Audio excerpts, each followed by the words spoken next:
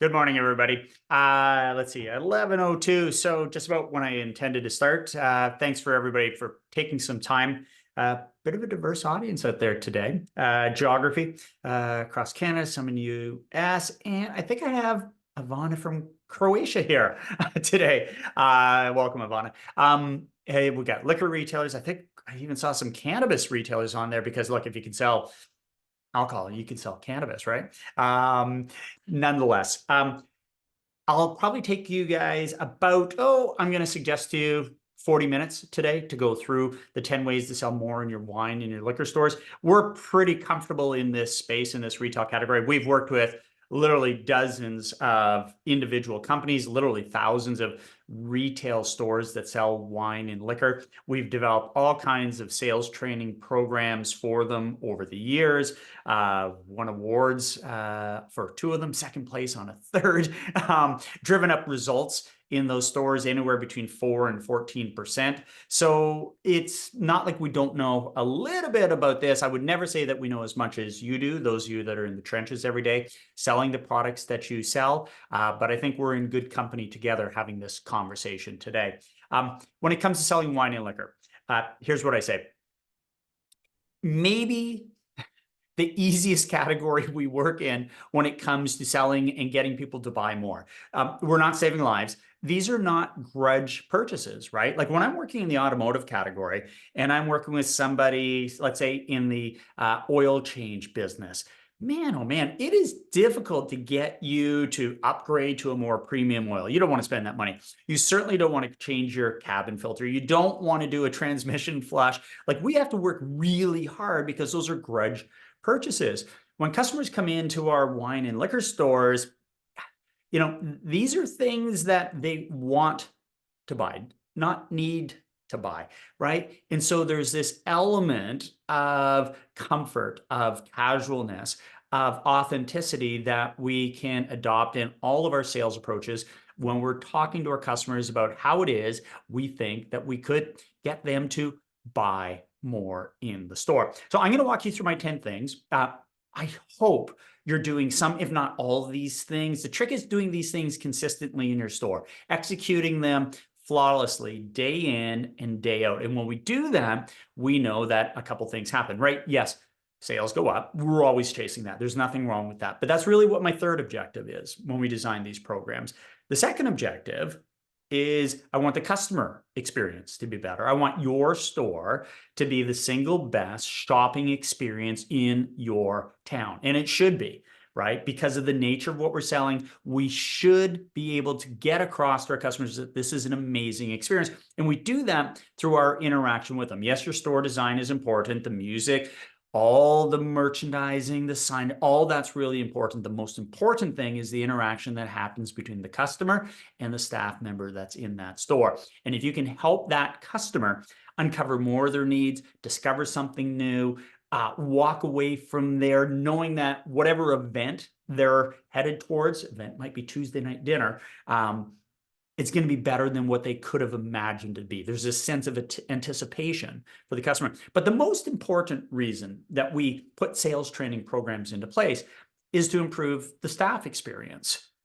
We know that once staff have the product knowledge, we'll talk about that a little bit, but more importantly, have the confidence, the comfort level, the skill level to be able to engage with customers, the quality of their shift, their work experience goes up along the way, right? When they're winning, their experience goes up along the way. When customers are happier, their experience gets better. And so if we can improve the staff experience, now I know the customer experience is going to go better. If the customer experience goes better, guess what? The results come in the door. So let's get into this thing. Let's talk about the 10 ways that I think you can sell more in your stores.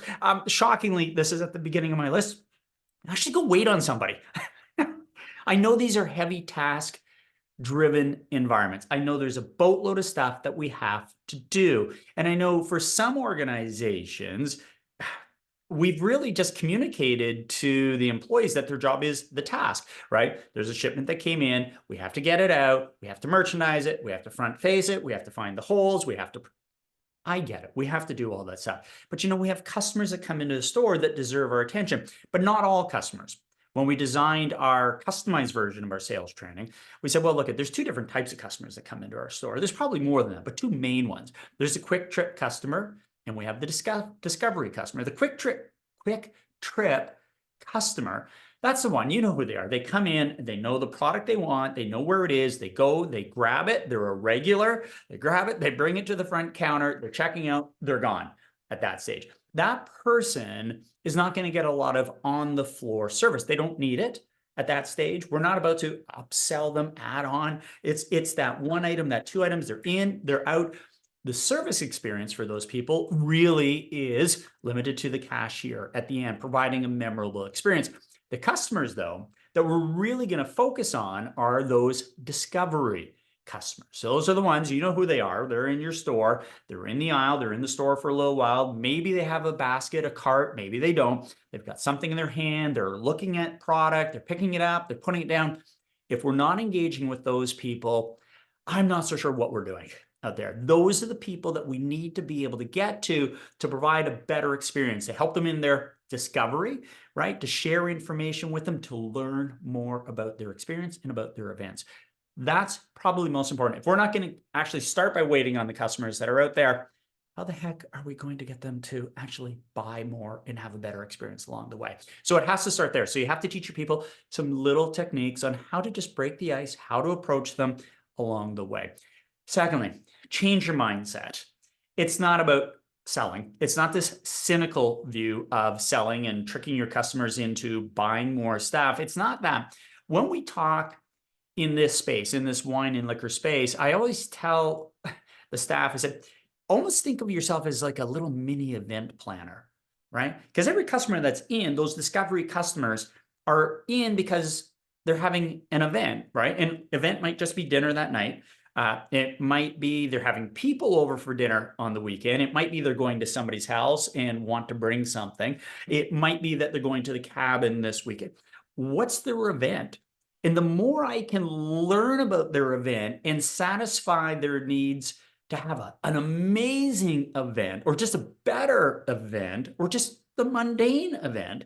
But if I think about it like that, I change the way that I approach it, right? I get rid of this trepidation of, oh my God, I have to go wait on this customer. What am I going to ask them? I'm like, well, listen, if you were like an event planner, or forget about a professional event planner, if your buddy just came to you and said, hey, we're going to have everybody over to watch the hockey game, what do you think I need to have on hand?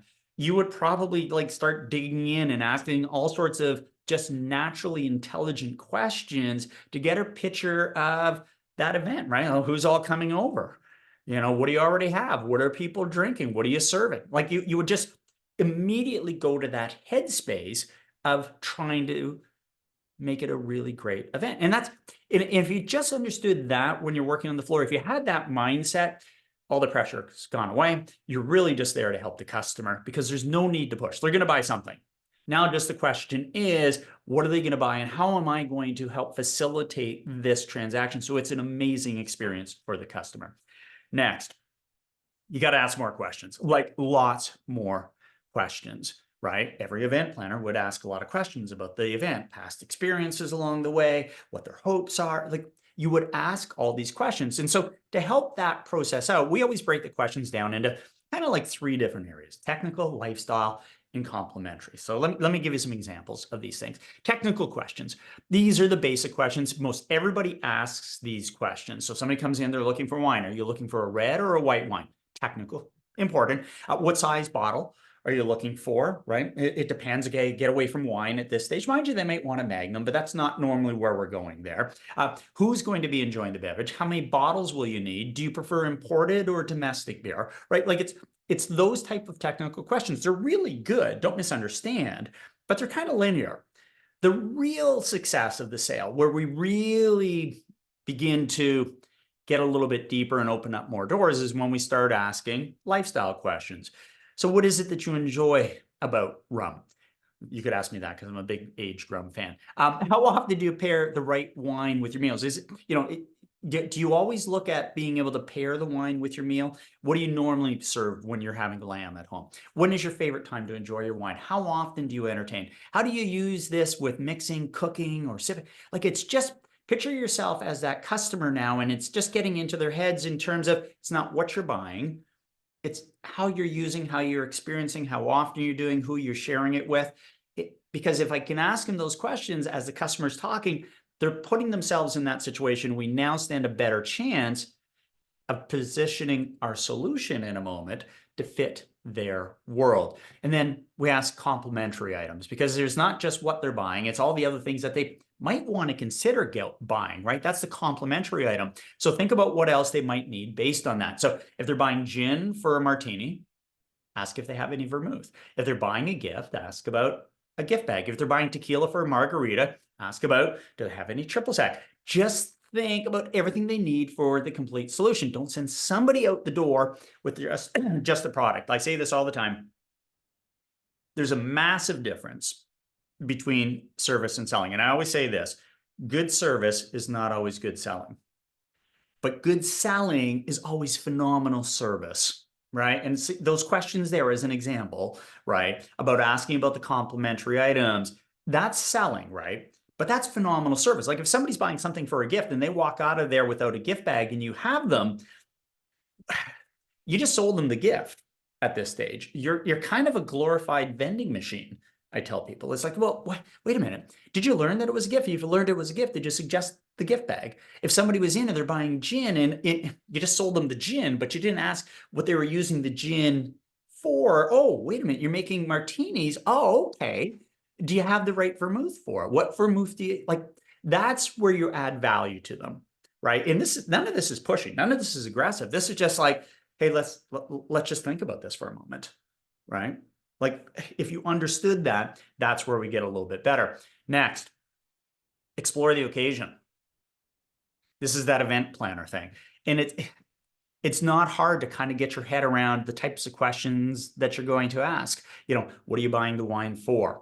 Right? Are you bringing this over to somebody?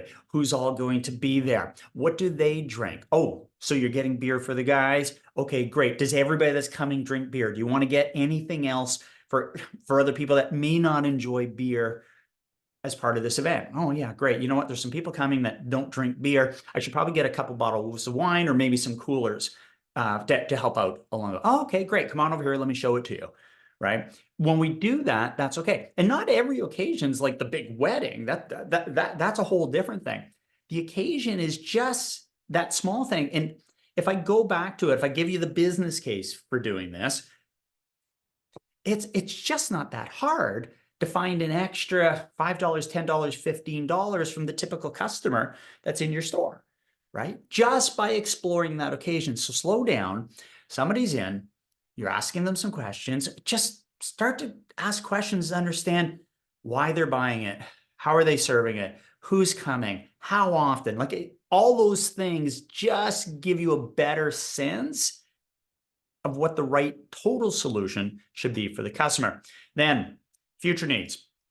This sounds like a lot. Like if I go back for a second, right? And this is just in questions. I go, okay, well, we have all these technical questions. We have the lifestyle questions. We have the complementary questions. We're going to explore the occasion and we're explore their future needs.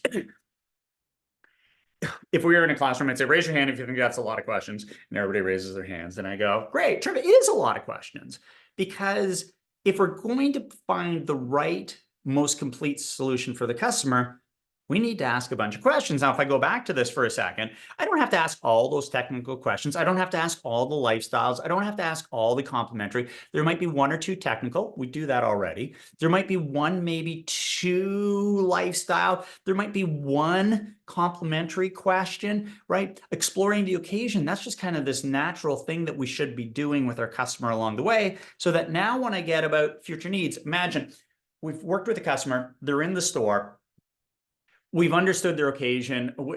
We've set them up with everything they need, whether that's one item or 13 items in the store. So now I'm just exploring future needs. This is almost like, we're on our way up to the cash desk, right? We're almost at the end of the sale with me out on the sales floor.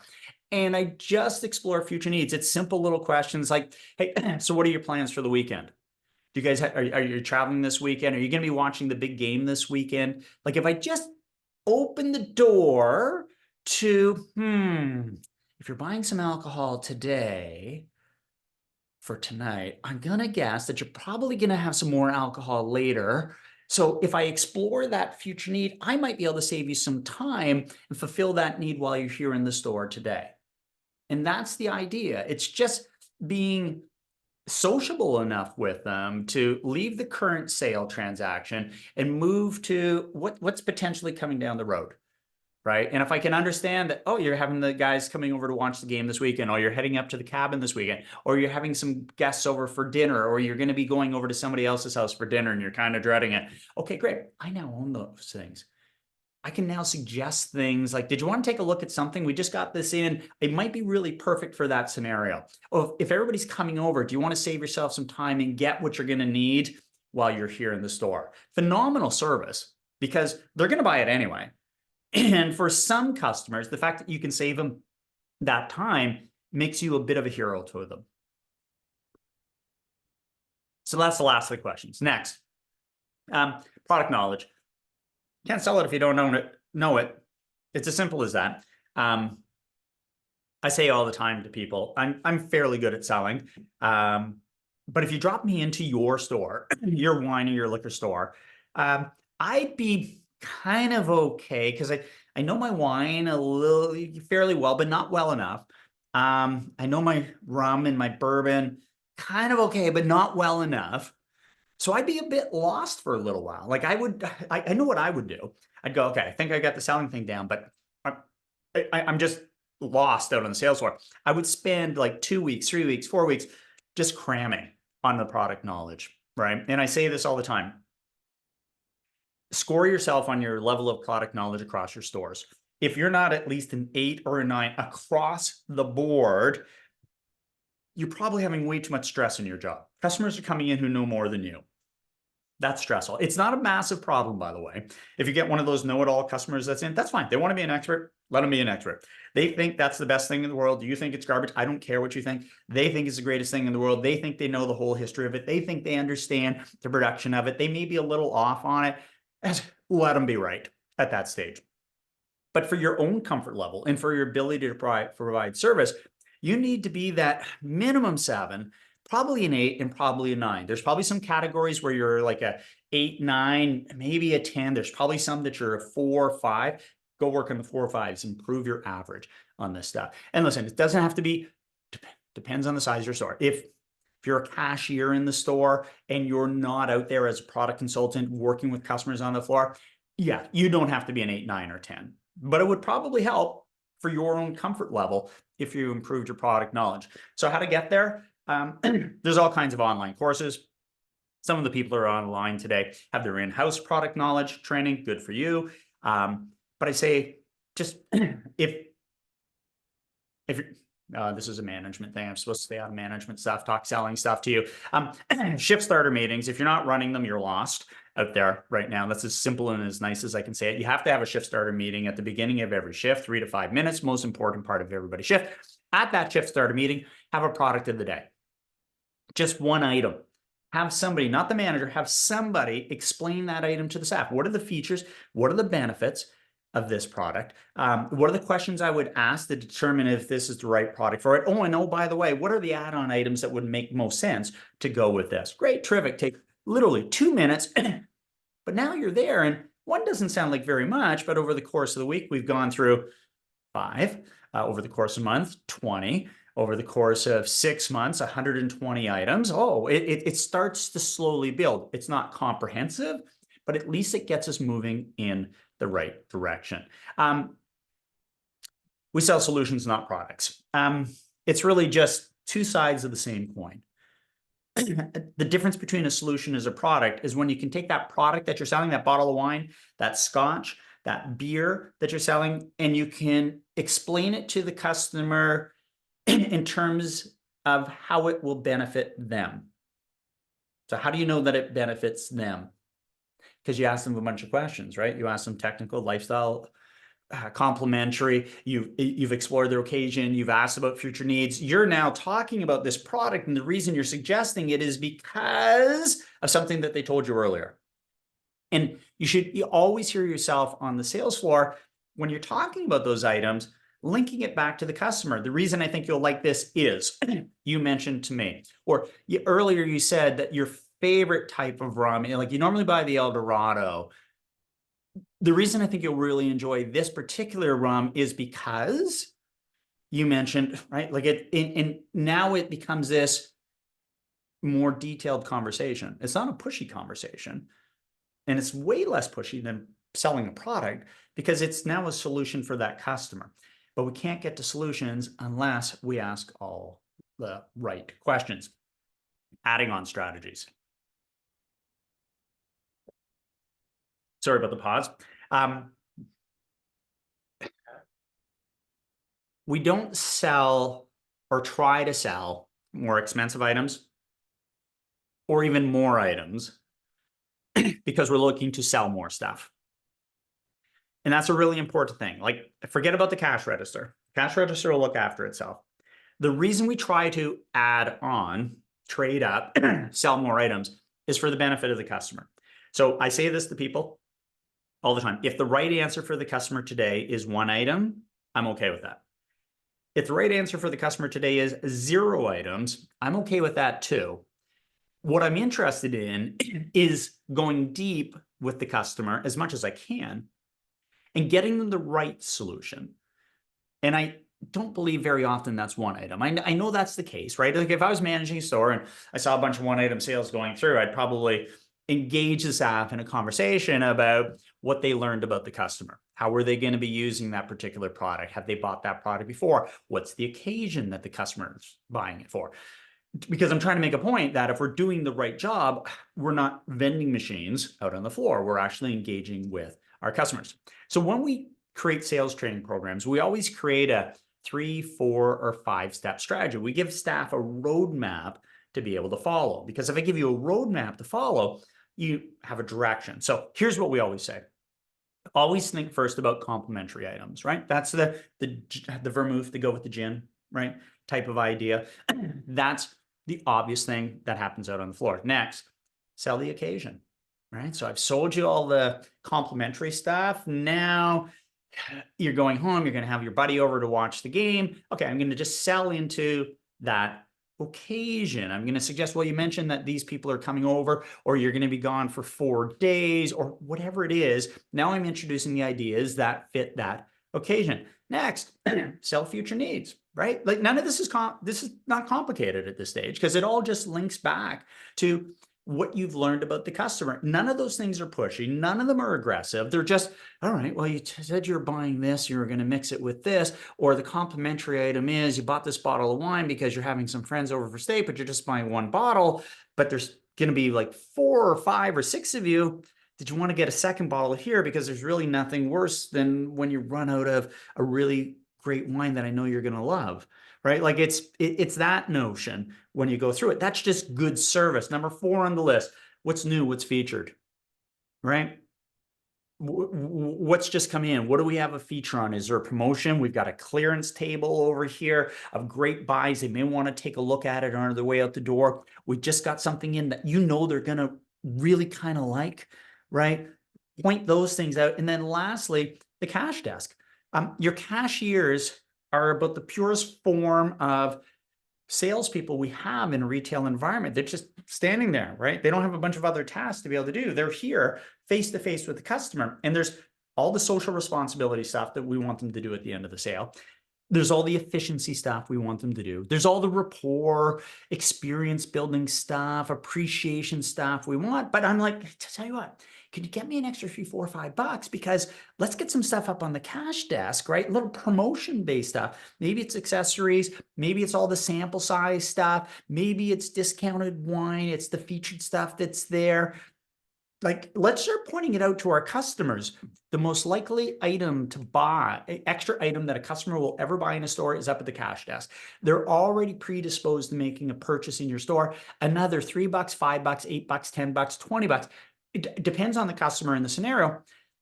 It doesn't matter. I've got my card out. It's my Visa. It's my debit. It doesn't matter. Like, just it's a good reason. We know they're probably going to use it. They're buying alcohol in your store. It's just a little more alcohol, or it's a really great double hinged wine bottle opener that everybody should have, right?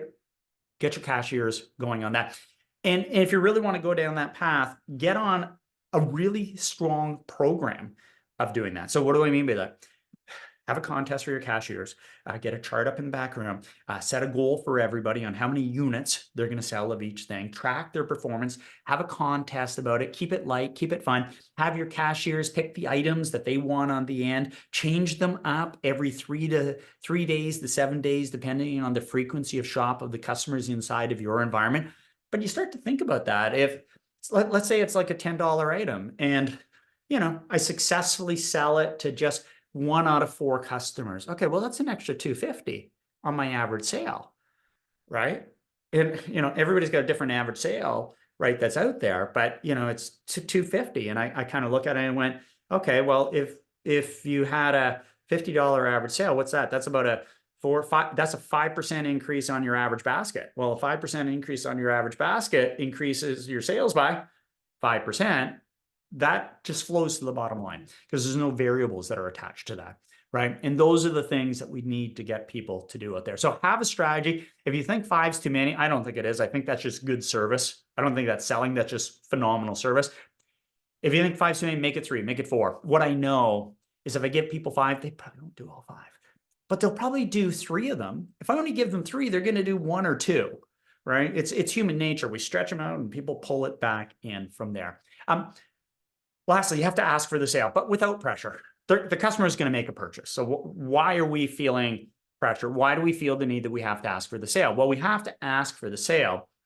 Sometimes to conclude the sale, most wine and liquor stores, especially evenings, Thursday night, Friday, Saturday, Sunday, pretty busy environments. We got to get the sale to a conclusion, right? We have to help the customer say yes. So we teach people 3, 4, 5 simple, easy, effective ways to be able to ask for the sale, right? Choice closes is the best one, right? So did you want to go with this wine or this one? Did you want to get the 6-pack or the 12? Did you want to get all 3 bottles, just 2 for now, right? It's just this or this. No pressure, no stress. We help the customer in that one because we get past the, did you want to buy it? To the, so which one are you going to get? That's the best one. Then we talked about my recommendation closes where, based on everything you told me, my recommendation would be this one because of 1, 2, 3. Don't you agree? There's relevant story closes. There's the direct approach. There's a soon. You have to show people how to ask for the sale comfortably and easily. Nobody signed up to work in your store because they want to be a ruthless salesperson. We don't need that. The customer is going to buy. I'm just trying to help them get to some decision-making along the way, right? So do you want to get this wine or this one? Okay, great. Now come on over here and I'll show you the vodkas that you were asking about, right? Like, boom, we're done here. Now I'm going to move over there. I'm going to explain it to you there. We're going to make a sale there. Then we're going to move. You get the idea. Let's move past the how to sell and start talking just a couple short, simple little ideas about managing it. Number one, you have to start talking in your stores every day about how it is we're selling and serving our customers. Staff do whatever we talk about the most. So if we talk the most about merchandising the store and housekeeping around the store and making sure everything's priced, all really important stuff. They'll get really good at that, but nobody's going to wait on a customer. If we talk to them every day at every shift starter throughout the day about how it is we're selling and serving to our customers, you know what they start to do, right? They get better at selling and serving your customers. Customers start getting waited on. You're suddenly the store in town that provides the best customer experience because that's what we're talking about.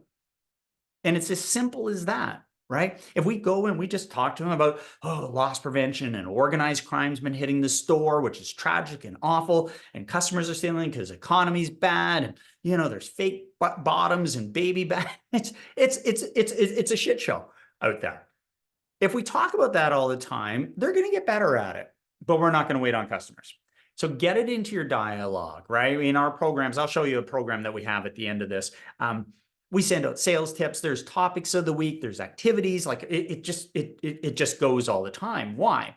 Because we have to create a never-ending conversation in all of our stores, a never-ending conversation about how we're selling and serving to our customers. It doesn't take long. It's not stressful. It's not pressure-oriented. It's just engaging staff in that conversation. It gets the point across to them and supports them in that journey of, yeah, I'm going to get over there and I'm going to provide some amazing service to this customer. I'm going to understand their occasion. I'm going to understand all their future needs. That's what we want people to be able to do.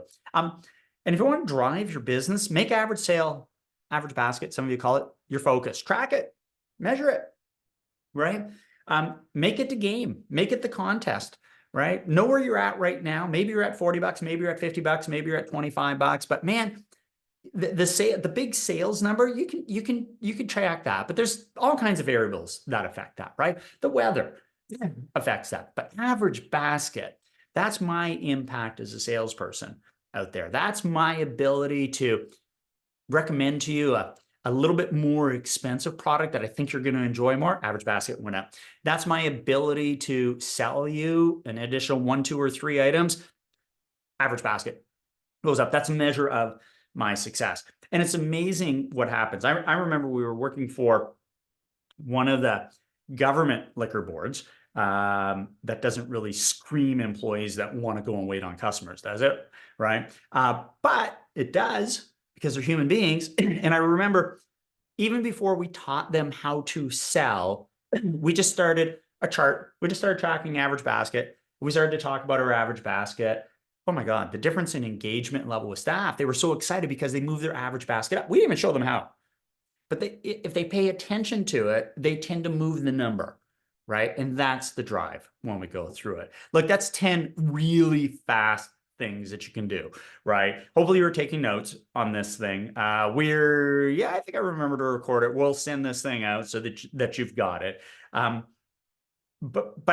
This is the last of the free webinar Wednesdays that we've got scheduled. We've been doing these over the past, I think, 5 weeks. I'm going to give you a little bit of a glimpse into our Ready to Serve program. This is our customized sales training program exclusively for the wine and liquor industry. We do so much work in this category. We actually shot a complete training program just for the wine and liquor industry. And it's used by all kinds of people out there. It's simple, it's easy, it's effective.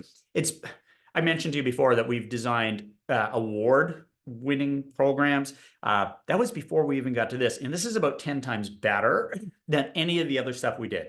And it's better because the content's packaged better. The implementation strategy is way better, but most importantly, the reinforcement strategy is amazing, right? And that's how we built this program, right? And it's built around what we call this science of learning. I'm just going to share with you a little bit about learning, because you have to kind of get this. Otherwise, you just look at a program and, so why'd you do that? Well, it's all based on the science of it. So just a couple quick facts. Research shows that a full 40% of employees who don't receive the necessary job training to become effective will leave their positions within the first year. I've got a participant on the line here today. We were having this conversation. Their turnover rate's higher than they need it to be. There is no training in place. Why would anybody stay there if they're not being successful? Think about that, right? That's that reason that we do it. Engaged employees are up to 202% more productive. 87% of millennials tie their engagement to getting the proper training. And that productivity thing, think about this. Think about your staff that are on the floor. Think about your highest performer person. Like these people are engaged, right? And think about how much more productive they are than the person that kind of tricked you in the interview, right? At this stage of the game. And that's that difference in productivity. And it's that discretionary effort that they give you. And a lot of that is tied to they know how to succeed. You can move from under 20% to over 90% retention with proper reinforcement. And that's tied to this next point. Think about this. I know this is true for me. I think it's actually a higher percentage. We forget 70% of what we learn within 24 hours. 90% is forgotten within 30 days. That's why we never stop reinforcing it, right? I use this analogy all the time when it comes to sales training. It's like going to the gym. If you go to the gym one time, even if you're there for 12 hours, but you don't go back, nothing improves. But if you went every day for just 15 minutes, even if you just went 5 days a week, but 15, you'd get healthier. Right? You'd start to feel better. And that's the nature, but you got to go all the time. This is soft skill development. Let's talk about this stuff. Business results go up by over 20% when proper coaching occurs. This is across the board, corporations, retailers, everywhere. In our program, we even have a sales coach component that's included. So it shows all the managers how it is they can support and coach the program along the way. Fastest demo ever. I'm going to show it to you. As you can see, it looks like it's on a phone. This program is an app first program. So the program is designed to work through an app. It's the Graph Retail app. People download it. There's the Ready to Serve program that gets pushed to them for the liquor industry. If they're in a liquor store, if they're in self-storage, it pushes to them that way because we have different customized versions. But think about this for a moment. People are always on their phones, but we also have a desktop version. I'll show you that to you. But it walks it through. It's easy. It's interactive on this thing. There's a little learning journey. The program just pushes it out to you, right? It's all these things about there's a welcome, there's a pre-assessment, there's fast track. We start working through the 5 steps of Ready to Serve. Serve is the acronym, right? Set the tone, explore their needs, recommend the right solution, value adding, encourage the sale today. Simple, easy thing. And then inside it, it's the process by which we teach it to people that makes people come alive with it, right? We have a training directive each week. So it tells them what they're supposed to do. So you can see here it says, watch, set the tone lessons 1 and 2, and complete these exercises. And there's bonus tips. So if they were to click on set the tone lesson 1 and 2 little bite-sized training videos. Everybody's got ADD, so the videos are like 3, maybe 4 minutes long. We don't need to schedule more hours for this training. It's micro-learning, it's interactive, it's fast, it's easy. And then on top of that, this is what I always say is the secret sauce. These are the activities that they have to do. Watching a video doesn't mean that you know how to apply it.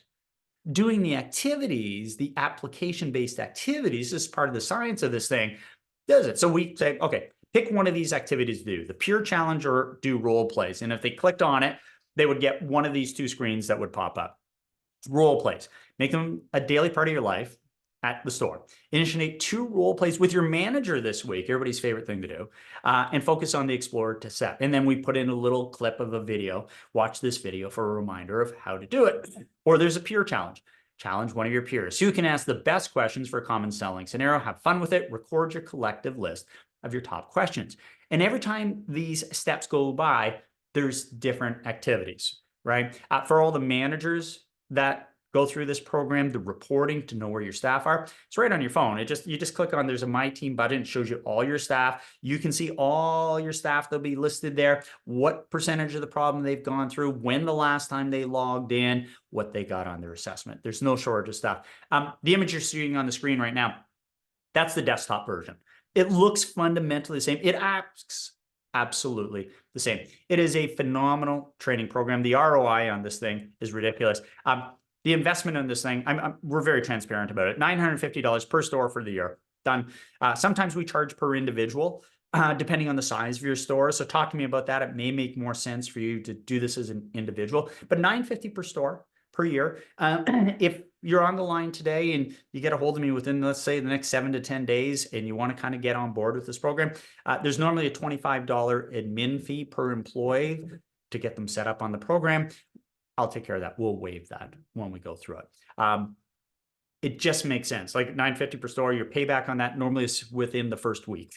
Just so you know, it's a ridiculously low investment. So that's our quick little webinar today on 10 ways to sell more in your liquor stores. Hopefully you found some nuggets in there that you can put in place in your store. As I said at the beginning, we're not saving lives out there. We're selling wine and liquor, right? It's just not that hard with the right support, the right coaching, the right training, the right management to be able to drive up your business along the way, get better results, better experience for your customers, and most importantly, a better experience for everybody else. So with that, thank you guys very much. We'll look forward to seeing you down the road. Thanks, everybody. Bye for now.